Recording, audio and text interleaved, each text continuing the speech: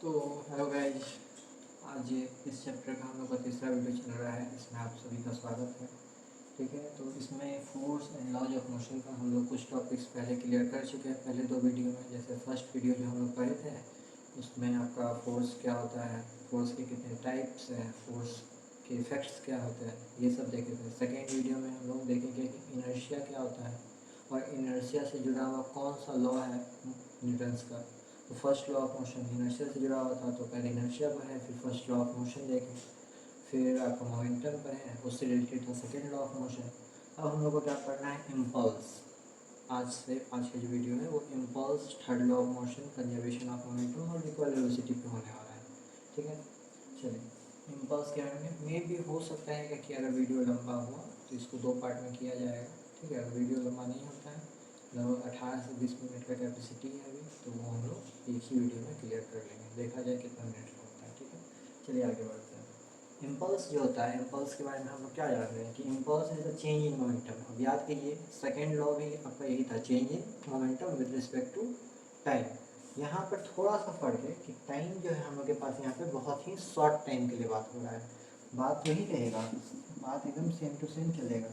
Force equal to क्या होता है, मास इंटू एक्सलेशन, और मास एक्सलेशन को लिख सकते हैं v minus u divided by time, force equal to. ठीक है, पर यहाँ पे क्या बता दिया कि ये टाइम रहने वाला है, ये बहुत ही छोटा टाइम रहने वाला है। मतलब कि इससे इस पूरे वैल्यू को इस टाइम से सॉरी इस टाइम से इस पूरे वैल्यू को कोई फ़र्क नहीं पड़ने वाला है। ठीक है, अगर फ़र्क नहीं पड़ने वाला है, इसका वैल्यू बहुत ही छोटा है, 0.001 सेकेंड के बराबर है, तो क्यों नहीं हम टाइम को उठा के इधर भी भेज देते हैं। तो फोर्स इंटू टाइम आ जाएगा, इधर आ जाएगा क्या, m into v minus u. और इसी चीज़ को हम लोग इम्पल्स बोलते हैं। ये जो है यही इम्पल्स है, ये जो है यही इम्पल्स है। ठीक है, और फर्दर इसको जे से दिखाया जाता है, इम्पल्स को जे से शो किया जाता है सभी। ठीक है, चलिए अब फोर्स ये तो हो गया क्लियर, ये हो गया नॉर्मल लेवल में। इसी चीज़ को आजकल देखा जाता है क्या कि डेल का यूज कर लिया जाता है। स्मॉल टाइम को क्या बोला जाता है, अगर चेंज इन टाइम हो और वो भी बहुत छोटा चेंज हो, उसको डेल टी से दिखाया जाता है। तो इसी चीज़ को लोग क्या लिख देते हैं कि मास इनटू, ये क्या था, एक्सलेशन। ये क्या है, एक्सलेशन बराबर एक और फॉर्मूला होता है, वेलोसिटी में तो चेंज हो ही रहा है, इसी को लिख दिए change in velocity divided by time. भी क्या है, टाइम में तो चेंज ही होता है ना, 0 सेकेंड से 10 सेकेंड या 2 सेकेंड से 10 सेकेंड, तो टाइम में भी तो चेंज हो रहा है, तब तो वेलोसिटी में चेंज हो रहा है। और इसको दिखा देंगे चेंज इन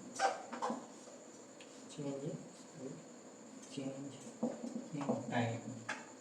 ठीक है, और फिर इसको फर्दर क्या लिखा गया, m into change in velocity को क्या बताया था, वेलोसिटी में चेंज को किससे दिखाया जाता है, डेल, डेल को डेल वेलोसिटी लिख दिया डिवाइडेड बाई टाइम में भी छोटे से चेंज को, स्लाइट चेंज, बहुत ही छोटा सा चेंज, उसको डेल टी से दिखा दिया। ये थोड़ा सा मतलब दिखाने का क्या हो गया कि दिखाने का एक अपर लेवल हो गया, उससे कोई फ़र्क नहीं पड़ता है। डेल के बारे में ऐसे भी हम लोग 11th में पढ़ना है, ठीक ना, तो इसीलिए इतना फ़र्क नहीं पड़ता है, ये भी चलेगा। पर ये भी देख लीजिए, आजकल सभी को यूज कर रहे हैं तो मैं भी यूज कर लेता हूँ। ठीक है, तो m equal m into del v और डेल टी, ये किसके इक्वल था, फोर्स के इक्वल था। अब ये डेल टी खुद ही बोल रहा है कि मैं सबसे छोटा हूँ। डेल का मतलब ये हो गया क्या कि स्मॉल चेंज, ठीक है, स्पॉन्टेनियस चेंज ये भी बोल सकते हैं। तो यहाँ पर क्या रह जाएगा, एम इंटू डेल बी, इधर साइड से डेल टी को उठा के क्या कर लिए, फोर्स के पास ले आए, डेल टी।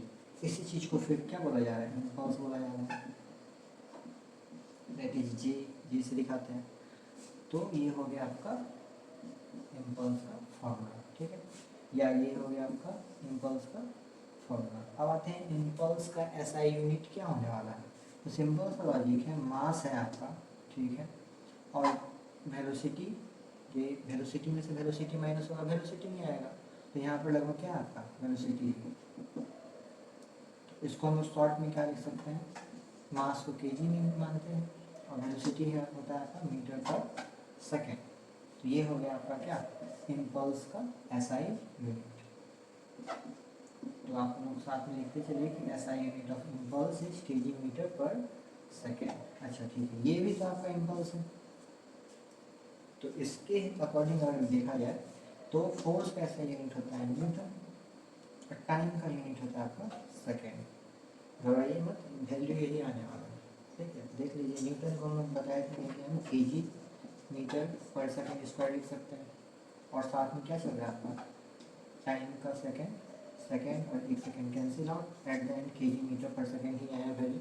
तो ऐसा यूनिट ये भी सही है, ये भी सही है, ये भी सही है, आपको आपके ऊपर है, आपको जो दिखाना चाहते हैं। न्यूटन सेकेंड लिखिए, केजी मीटर पर सेकेंड लिखिए, दोनों एक ही बात है, ठीक है। इसमें उतार लीजिए जो आपको उतारना है, इसमें पर्सनली पॉइंट बना के लिख लीजिए कि impulse is denoted by J। Second क्या लिखिए, the SI unit of impulse is Newton second और केजी मीटर पर सेकेंड, ठीक है। इतना चीज़ उतार दीजिए, ये आपका मैथमेटिकल क्या बोल सकते हैं एक्सप्लेनेशन है, मैथमेटिकल एक्सप्लेनेशन है ये, ठीक है। मैथमेटिकल एक्सप्लेनेशन को आप ये लिखिए, ये वाला पॉइंट अलग उतार लीजिए, ये वाला पॉइंट अलग उतार लीजिए, ठीक है। थोड़ा सा कन्फ्यूजन है तो फिर से एक बार देख लीजिए इस वीडियो को, पहले ये पार्ट बता दिए थे, बच्चे वाला पार्ट क्लास 9 के लिए ये पार्ट सही है। एक साइड से क्लास 11 के लेवल के लिए थोड़ा बहुत यहाँ से भी बता दिया आपको, ठीक है। चलो बताइए इसको। चलिए इम्पल्स हम लोग देखें अभी। इम्पल्स से रिलेटेड है आपका Newton's third law of motion, ठीक। इसमें क्या है कि every action has equal and opposite reaction, ठीक। जस्ट लाइक अगर हम पंच कर रहे हैं आप, तो जितना एक्शन से हम लोग इस पर पंच कर रहे हैं उतना ही एक्शन उधर से क्या करेगा वो रिपीट में दे देगा, बस अपोजिट रहेगा रिएक्शन पर इक्वल रहेगा, ठीक है। हम लोग करेंगे तो इसको चोट नहीं लगेगा, पर ये जब उतना ही रिएक्शन देगा तो हम लोग तो लिविंग थिंग है, हमको चोट लगेगा, ठीक है।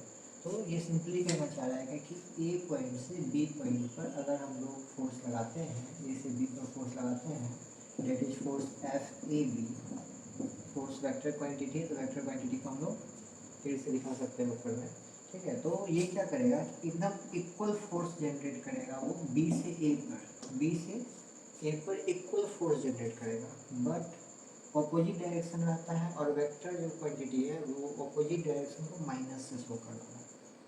तो यही आपका एक्सप्रेशन हो गया थर्ड लॉ ऑफ मोशन, ठीक है। एग्जाम्पल में आप बहुत सारे एग्जाम्पल ले सकते हैं, जैसे वॉकिंग करना, जैसे हम लोग चलते हैं तो चलते वक्त हम लोग क्या करते हैं, ज़मीन पे जितने दबाव डालते हैं, जितना फोर्स डालते हैं, वो उतना ही फोर्स रिपीट हम लोग के पैर पे डालता है, इस कारण से तो पैदल करना पड़ता है। ज़मीन पर हम लोग फोर्स लगा रहे हैं, ज़मीन तो लिविंग थिंग है नहीं, उसको तो कोई फ़र्क नहीं पड़ रहा है, पर वो जो फोर्स लगा दे रहा है उससे हम लोग का पैर दर्द करने लग रहा है, ठीक है। तो ये इसी चीज़ को कॉन्सेप्ट को समझाता है कि जो भी एक्शन होगा उसका इक्वल और अपोजिट रिएक्शन होगा, ठीक है। जैसे जब गोली चलता है, जैसे बड़े बड़े राइफल लेके गोली चलाया जाता है, तो जब गोली आगे की ओर बढ़ता है तो राइफल भी उतना ही पावर से पीछे की ओर आता है, ठीक है। पर आप ये मत सोच लीजिएगा कि गोली इतना दूर जाता है तो राइफल क्यों नहीं इतना दूर जाता है, सेम फोर्स लगता है, पर गोली का साइज छोटा है, होता है ना, मास इंटू वेलोसिटी, यही है ना आपका मोमेंटम का वैल्यू, तो यही है मास इंटू वेलोसिटी।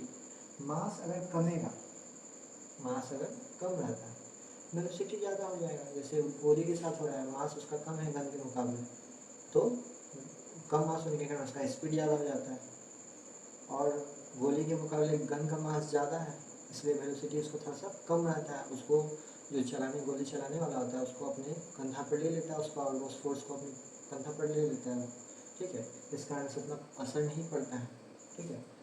चलिए अब ये Newton's third law of motion आपको ये बताता है। इसके बाद जो हमारा टॉपिक है वो कंजर्वेशन ऑफ मोमेंटम, ठीक है। वो क्या होता है वो देखते हैं, पहले इसको पढ़ लीजिए, ये एक्सप्रेशन, ठीक है।